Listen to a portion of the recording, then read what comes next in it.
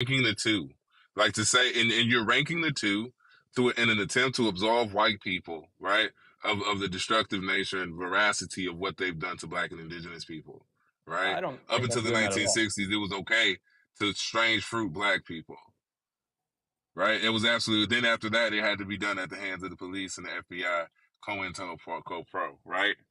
So, A so what black you're a doing black is trying woman was in an just a attempt. black woman was just strange fruited this past week in Orlando, and then they said she did it to herself, even though they found her car. You know what I'm saying, 2 miles down the road, looted, ransacked, and had gasoline poured all over it.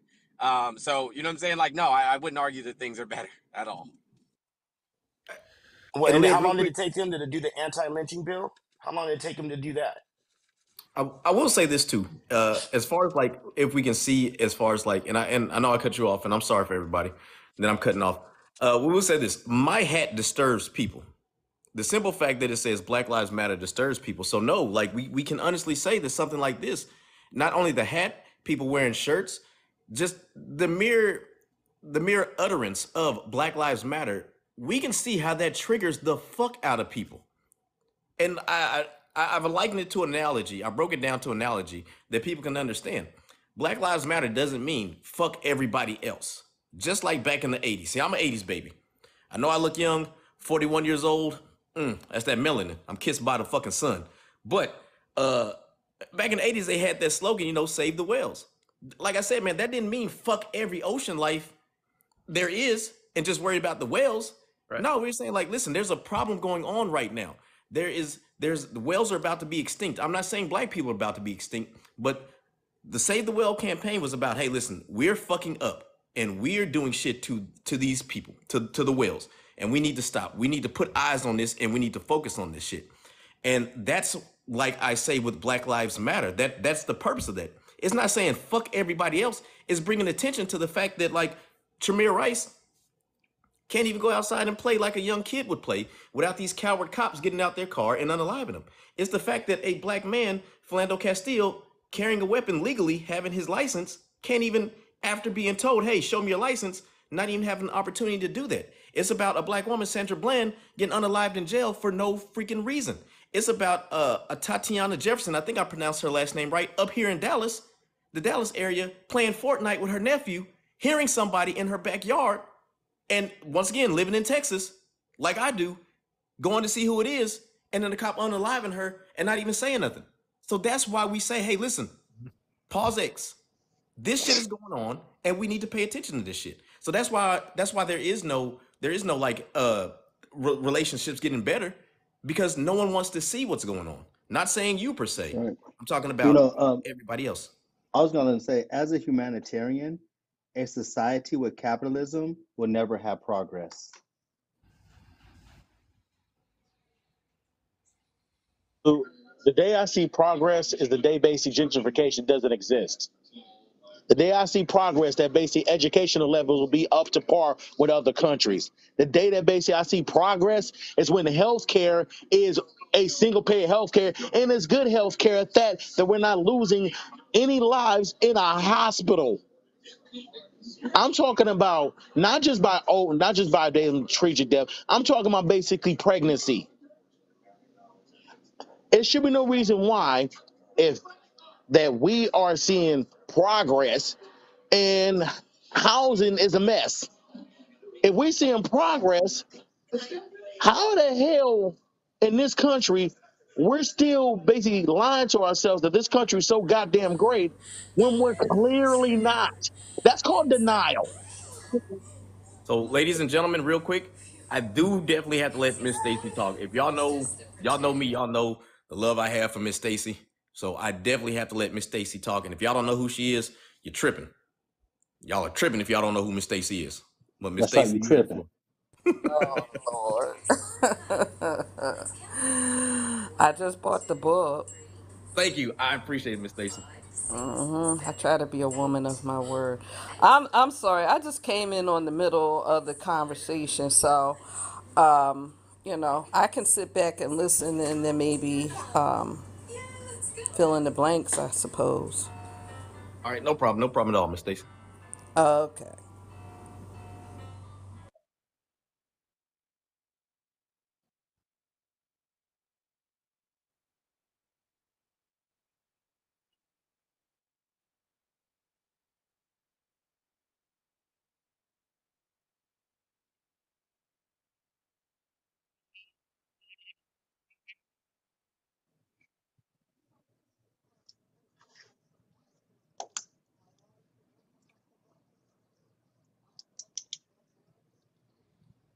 Well, Yeah, well, see, go ahead. it What? Go ahead. was.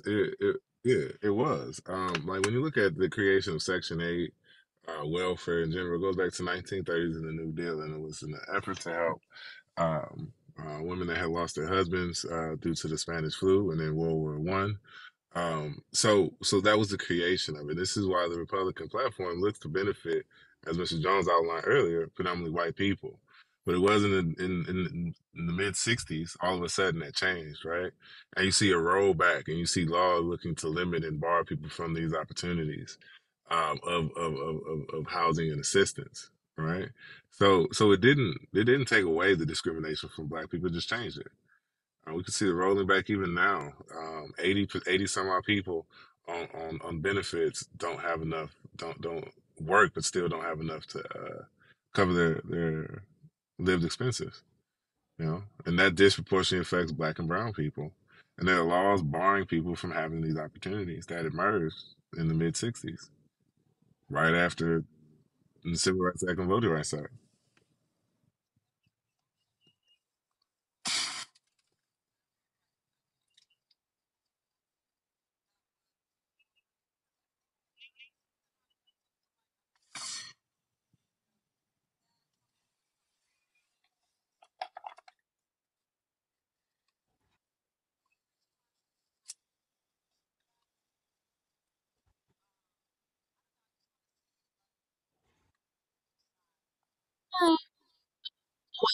Well, when you talk about welfare, the biggest recipients of welfare is these airline companies that we continue to bail out when they go bankrupt. These car companies that we continue to bail out when they go bankrupt. Yep. They're the biggest. I mean, see, when we look at welfare as a macro level of people on welfare, but we got to understand that if it wasn't for the welfare programs that all these major corporations are getting bailed out from, then maybe we have enough money to go around but we keep on bailing them out. So that's where the most of the welfare goes. But I challenge you to do and write this down. Check out something that happened in 1933. All right, in 1933, it's called the Tennessee Valley Authority Act under the New Deal. And when you start covering the Tennessee Valley Authority and how whiteness came to the aid for white places that were falling underneath. In other words, when white basically major white cities were falling, how the government went and pulled them out by their bootstraps. No one told them to get out their bootstraps. No, the government brought them some boots, tied them up, and pulled them up for them. You know what I'm saying? So go check out the Tennessee Valley Authority, and you can find out exactly what happened to all the white people who were suffering in Tennessee and how the government came and helped them out. But then when they see things happening in black places, in black places, no one wants to try and help them out. No one wants to try and do that. And the reason why is because most Americans, when I say most Americans, white Americans, they all think that the presence of black people is associated with incidents of crime, residential deterioration, and low education. So when you see black people in a black neighborhood, that's the first thing they're gonna say. There must be high crime there. There must be bad residences there, and there must be lower education. And and so and I'm gonna say this the Can I? nicest way I can. Oh, go ahead. Give it alley. Go for it.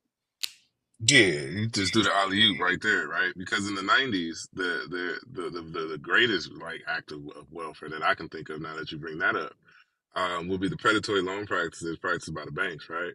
The reverse redlining that happened, and how it disproportionately targeted and impoverished black and brown neighborhoods, forcing people to lose their homes.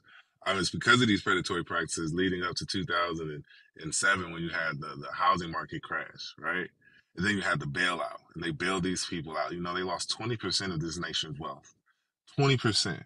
That's enough to reach from in dollar bills from the earth to the moon and back 2 times, right? And so that's how much money that they lost. It's crazy. And so they got bailed out. But you know who was hard hit by it? Not only was it the black and brown people that were targeted by these predatory loan practices, but on the flip side, when those houses went into foreclosure and they were lost, a lot of black and brown people rent. So that means that they lost their housing because the owner lost the house to the bank and they were put out. Right. So not only were black people targeted by this and weren't bailed out, but even in the aftermath of it, they were put out of their homes, right? And had to find new places to live because the owners lost, because the banks came and took the houses back. So again, and the banks are the ones that got the bailout, not the people that were affected by it. Go ahead, Miss Stacy. Um, no, I'm just listening in, and listening to the politics and all the BS that's going on in this nation. And I mean, you guys know, for those who don't know me, I am apolitical. I don't follow any political party. I think they're all shady as heck. I'm sorry for the noise in the background. I'm trying to keep my granddaughter entertained. However, I mean, at this juncture, not to ever forget the past, but how do we move forward? If things are happening and we know we know that it happened. We know that there was slavery. We know all of that. What do we do to move forward to make sure that none of this ever happens again? And I think sometimes we get stuck, get stuck talking about the past and get stuck in the past. But at this point, I believe, now this is what I believe. In fact, I know this for a fact, that we have resources that we can put together and help our community and any other community that might need help. I believe that. I believe we are more than what some other folks believe of us. But I believe many times you know, we just keep reaching, we keep going back and saying, well, this happened, this happened, this happened. What do we, from today, what do we do? Listen, this is a hard take, and I know it may offend some people, but we have to be real with ourselves. We have to not be afraid to step on toes, and we can't be afraid to look at ourselves and be like, hey, listen, this is wrong, and we may need to vote somebody off the island. Like, I think that we're afraid to do that in this time, in this day and age, to be like, this person is not going to be somebody that we can trust to help out our cause, to help build things in the community, to push a positive message. I think that we're too afraid to say that because we don't want to lose anything. And it's like, no, we're not anti-black if we say that this person is not the right messenger for us, and we don't believe that they are going to be the ones that are going to help rebuild the community, to invest in the communities, and to make sure that things are shed in a positive light, maybe instead of a negative light. And we can't be afraid to say, listen, we got to vote you off the island. We have to vote you off because you're doing more harm at this point than you're doing good. Yeah, I absolutely agree. I mean, I'm gonna be honest with you. Biden has really messed us up. And if folks really knew Biden's record, I don't think they would have voted for him the first time. But that's not here nor there. We're gonna move forward. And somebody said, "Do you think Trump is the right person?" I don't Heck, think you ever said that. heck no. Heck no. Like I said, I don't subscribe to any political party. I think I think folks don't, well, I shouldn't say that, and I'm not going to blame it on folks, but the history has definitely shown that the Democrats were the KKK party. Period. They were party of the Well, Right. well, That. KKK. but Hold but on. no. Can we Well, Miss address Stacy, that? Miss Can Stacy, we yeah, you address can't say that. Yeah, Can we you address can't. that? Yeah. Yeah. Yeah, So that because that I is okay. go Hold ahead, on. Mr. Jones. So those people specifically were the Dixiecrats. It is not the same party as the Democratic Party of today. First and foremost. Secondly, right? Who does the KKK currently support? Who do they currently support? last I heard, and I read this recently, that I read they were supporting Biden. Where would you read this? You mean the I same was Klan something like members I that show up said. at Trump's rallies? The same ones that in Florida, right here where I live, like stand out in front of Disney World and hold up Trump signs right next to the swastika? Now, like I said, I'm definitely not a Trump fan. There ain't no way. There ain't no way I would vote for Trump. Ain't no way. I think we need to just look beyond Democrats and Republicans. I don't disagree That's with the that, problem. but I don't think now is the time to really be playing that game. But that's always been said. We've always, it's always been said, well, we don't have that kind of time to look at, somebody Well, outside the I mean, Democrat I'm in or my Republican Party. 40s, right? I'm in my 40s, so I don't know that that's always been said. Like Barack Obama was a great Yes, choice. I know Barack that's Obama was already a been great choice. said. You know what I'm saying? Oh, But I listen. Then that, and I totally get it. And I'm not here to go kind of tit for tat, but I know because I'm a little older. I know that's always been said. That's always been said. Oh, it's a two-party system, and we don't have that kind of time to really look at a third or fourth party. have you So read when Project do we 2025? do it? When is Okay, it but done? Project 2025 quite literally is trying to turn this country into a dictatorship. Like give the president ultimate power if the GOP is elected. So now, right now, I don't know about all the other times, but right now is not the time to play that game. Not So when when is the fascism, time? not when fat. When it? As soon as this election is over, then we can all go to the table and figure out how we move forward without a two-party system. But right now Mr. is not the time. Mr. Jones, I understand that, and listen, and I respectfully disagree because again, Game and then I maybe cannot just tell maybe you. end up with a fascist dictator. I'm sorry, but All I'm saying, I have children that I understand that. I have children. I'm looking at my grandchild right okay, here, I'm not and blaming. I'm not saying. Listen, you can vote for who you want to. That's okay. But I'm saying, when is the time? I cannot tell you how many times, and I'm telling you from my experience, how many Do times are we going to say this? Oh well, we're at a crucial time. We're always at a crucial time. We're do you always know, at a Miss crucial Stacy? time. Do you So know we what risk Project Yep. fascist 2025 dictatorship is? prior to this? Because I don't remember I'm that. sorry. Hold up. One at a time. But Mr. What's going on? I know you got a Yeah, no, question. I just had a question, Miss Stacy, just because I know you don't follow politics. I was just wondering, do you know when Mr. Jones mentioned what Project 2025 is? Um, Not particularly. Okay, so I what mean, Project I'm here 2025 to learn. is yeah. That's what I was wondering because like I just didn't think you knew what that was when Mr. Jones had mentioned it. But So and huh? y'all know who she is though. Yeah, yeah. No, No, I I'm was talking. just wondering because Mr. Jones, huh? So no, so I said y'all know exactly who she is though, right? Mm, I know who she is. Yeah, that's why I said I y'all I know who know she is. Mr. Lloyd. How you doing, Mr. Lloyd? I'm well. I'm well. This Yeah. is this is one of the women that organized the Million Woman March back in Philadelphia. So oh, this is somebody that really has our best interest as a people in mind. She's My not just sitting point here is, talking. That my this is who point she is, is. She's been doing this. my point is yeah. No, if we're I'm not not fully disagreeing with that. informed, if we're not fully informed on, you know what I'm saying, like what the political parties are doing and what they're trying to do, then we can't, you know what I'm saying, we can't just easily write off how severe, you know what I'm saying, these times are. Yes, there's been other times in American history that are pivotal.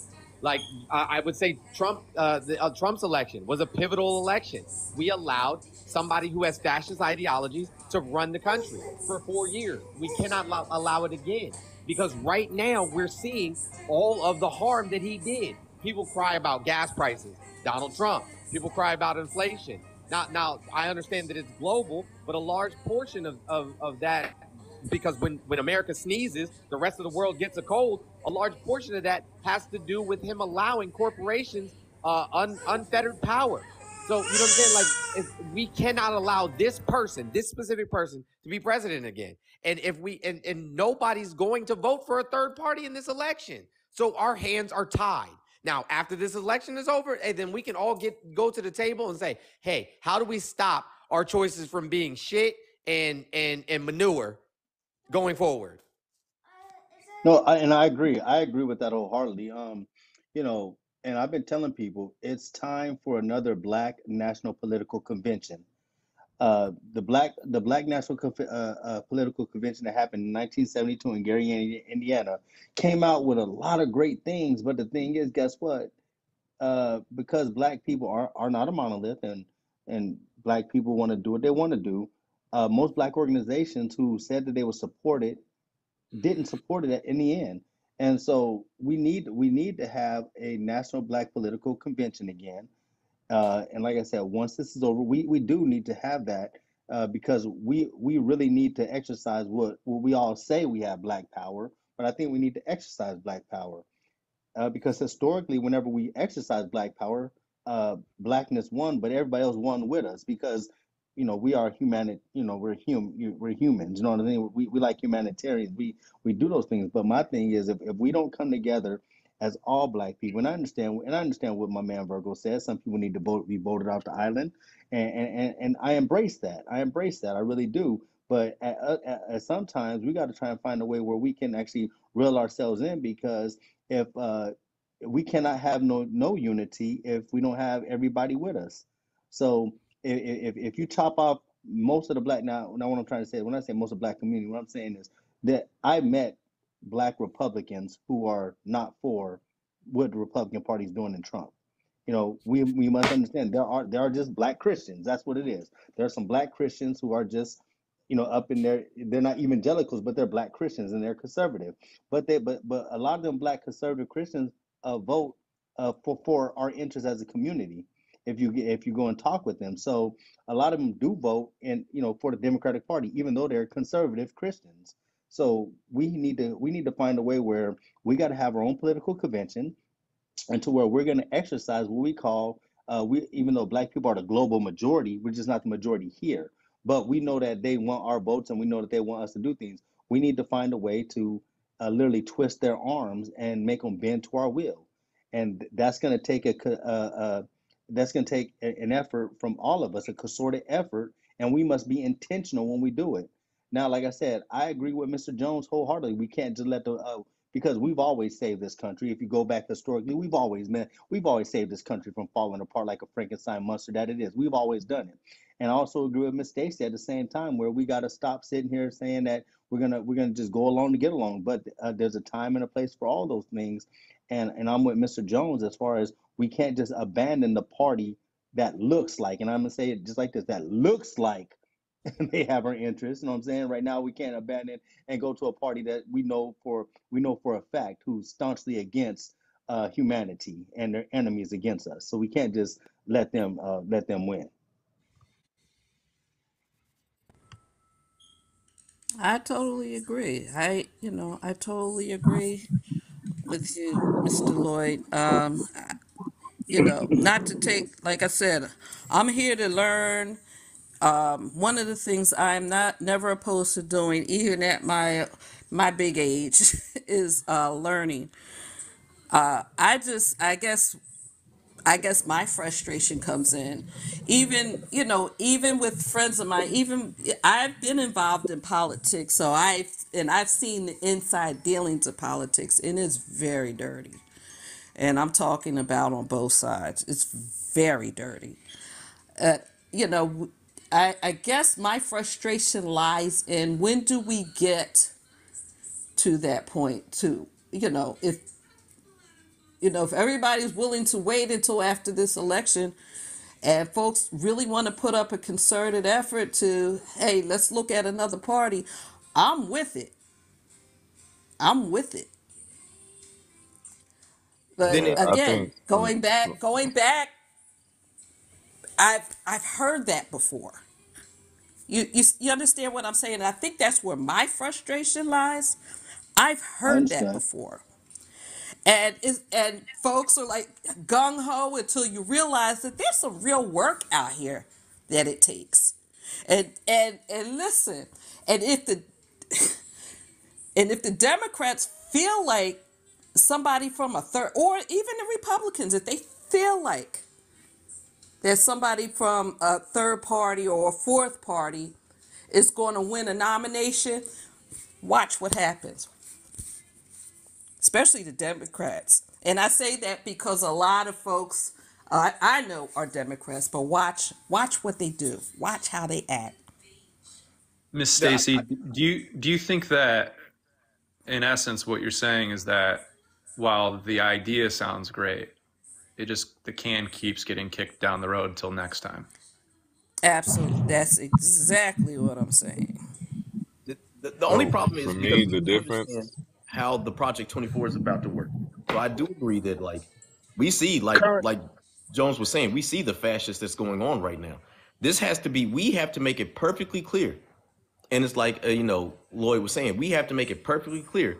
This is the last time that the can is getting kicked down the road, because we understand what's going to happen once these Republicans, if they get in office, especially if they win the president. We understand what's going to happen. Let them Absolutely. win both chambers, let them win both houses of Congress. We really understand what's going to happen. So yes, we do have to do this, but like you said, mistakes. This has to be the absolute last time. January 6th, January 20th, 2025. That's it. January 21st. That's when we have to start organizing. Plain and simple. That is it. There's no more excuses.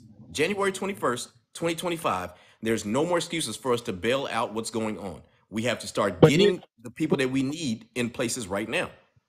but here's the We can't problem. wait that. We can't wait until then. We No, can start working on it now, but we can't wait until after, we can't wait to start getting things together after the election. We got to get, if it's going to be done, at least a lot of the background work needs to be done now. And then, hey, go vote for who you're going to vote for in 2024, 25. And then if like I said, if folks are willing to work and get it done, I'm there. y'all I'm got y'all there. y'all don't understand the numbers though. We got to do the numbers. How many people voted in the last election? 89 million No. How many people completely? Overall, how many people voted? completely. I only count 170 this. million. The only count 150. the only number that counts to me is 7-2, and there's a reason why. Yeah, okay, but Facts. still, but yet and still, there were 150 million people voted. 81 million and his 74 million. We over 155 million people voted by the numbers. Now, if you want to fracture and take all 45 million black people out, take all 45 million out. Where you going? What you gonna change? We all believe that there should be some differences.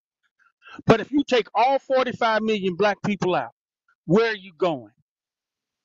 Are we going to vote for Cornel West, whomever that person is? I hear you, Miss Stacy. I'm 58. I got it. But let's put the numbers to this thing. Now, Martin Luther King's thing was, I need us to be able to work with it inside the system instead of barking outside of it. Now we're saying, let's blow the whole system up and come up with our own. You got to have the numbers. You got to have the numbers. Election, you got to have the numbers. For example, like Fulton County, like Atlanta, well, they got the numbers. They got the numbers to turn Atlanta to what it is, to turn Georgia to what it is. You don't have the numbers, you can't do it. Yeah, but seven to Unless two, you go, but seven to but two could take unless you that go voting and power list, away. you go and list some other, as we now call it, the BIPOC community come with us. You gonna get the Asian and the Indian and the Spanish Americans to come with you and bring 80 million and make it 80 million like it is? Sure. Yeah, land back for sure. Yeah, But you, Dr. Force, what's going on? It's Kenny. I uh, I hear you, Royal, what you're saying. But also we got to look at it too. We do need to, like you said, pull other communities with us, because if we really actually look at the black vote, what is there? 43 million of us. There's about what, 15 to 18 million legal voters in the black community. we do have to we do have a lot of power when it comes to that, because those numbers are huge. We know that not everybody, votes the same collectively. But I was just gonna ask or address Miss Stacy. Some of us are collectively doing stuff in our communities locally to try to get everything together to start those efforts. I know you keep saying like, okay, we keep saying that, but when we have collectively got something together now, we haven't galvanized like we should. Obviously, you can see because we're still stuck in that two-party system, which we are actually not a two-party system. But we are trying to collectively build a better effort. I mean, there's people on this panel and in TikTok that I've never seen before, but I watched them religiously go out into the field, including King Virgo, Lloyd, Liv, and a few others that I see collectively just trying to show people like, hey, this is what we need. This is what happens. We are working hard to do this. I understand your frustration because it doesn't look like we're putting in work, but you also have to remember, Miss Stacy, the most incredible thing to do in this globe is to change somebody's mind. And because people are so one track mind, it's hard to kind of get them to the other way until something actually happens to them. That's when most of the time we see people do changes. They'll say, oh, well, I was a Republican, but then this happened to me and now I'm a Democrat kind of thing. So some of us are collectively doing stuff, including myself. Now, I'm not working in the political arena, but I am working in the STEM field to get Black Americans and other people of color to really invest themselves in building STEM. And on top of that, yes, I'm asking people to look into political parties, because I can't work in a career that's definitely not going to, not only not help me, but treat me as such. So that's what I wanted to say. We are collectively working. It doesn't look like it's not, but we really are. Like, if you sit here and you just go past their pages, you don't even have to stalk their pages, but go past our pages. We are collectively building that effort together. So don't count us out just yet. But Lloyd's right. We can start on the next. Live right. Mr. Jones is right. We can start on the next election. We are starting to build now. Hell, I'm starting to build now. And I got 200 days almost before the next election. What do we? Yeah. No, almost over a little 400 days till the next election in November. So that's all I wanted to say. I'm very I appreciate that, and I'm very happy to hear that. My like I said, my frustration, and I don't want to say that. How can I word this? I don't want to say that no work is being done, but again, I've been in these rooms, and I'm going back. I'm going backwards. And I've seen and I've heard people say, well, after the election, but I'm happy to hear folks getting together and doing something. Like I said, I'm there. I'm there. Folks, after the election and folks want to get a move on, I'm there. Miss Stacy, what I'm would you there. like to see happen? Give us an idea of what you would like to see happen. I would like, I want to see folks move forward with what they're saying. That's what I'm saying. No. But what would you? What is that? I don't. You know what I'm saying? Pretty A much, third party. pretty much what I said. Like, well, I mean, if folks want to stick with the two-party system, what am I going to do by myself? I mean, So, in my opinion, hmm the two-party system has never worked. It has never worked. The two sides of the same coin. Well, I'll take it even further than that, Miss Stacy, because even if you add a third party or a fourth party or a fifth party, once people get into office, the game is actually about self-preservation. exactly. That is true. That is true And as well. and How can I so stay in office? You're correct. And so I'm in the Detroit area, and I have an office in downtown Detroit. And one of the tasks that I was set up to accomplish was the remediation and removal of the 80,000 vacant homes and abandoned buildings that we have in our neighborhoods in Detroit. And, you know, the city, with a Democratic mayor, wants to and has continued to use federal funds to just demolish those properties. And a demolition crew is 2 dudes, 3 dudes, and a bulldozer.